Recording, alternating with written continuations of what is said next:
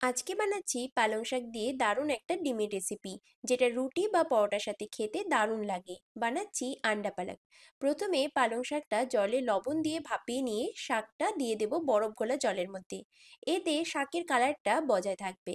এবারে একটা মিক্সিং জারে সেদ্ধ করা পালং শাকটা জল ছাড়া পেস্ট করে নিচ্ছি।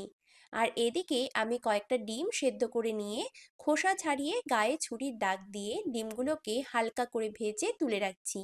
এবারে ওই তেলে তেজপাতা, শুকনো লঙ্কা আর জিরে ফোড়ন দিয়ে দিচ্ছি পেঁয়াজ কুচি, আর দিয়ে দিচ্ছি টমেটো কুচি।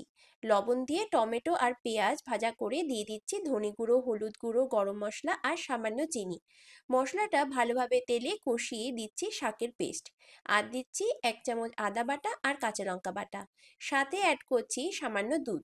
সবকিছু ভালোভাবে কষিয়ে তেল ছেড়ে আসলে গ্রেভির জন্য পরিমাণ মতন জল দিয়ে অ্যাড করছি ভাজা ডিম। এরপর 5-7 মিনিট গ্রেভি ফুটিয়ে নিয়ে ওপর থেকে সামান্য গরম মশলা ছড়িয়ে দিচ্ছি। ব্যাস তৈরি আমাদের পালং শাক আর ডিমের এক অসাধারণ রেসিপি। রেসিপি কেমন লাগলো কমেন্ট সেকশনে অবশ্যই লিখে জানিও। Till then, happy cooking and see you soon.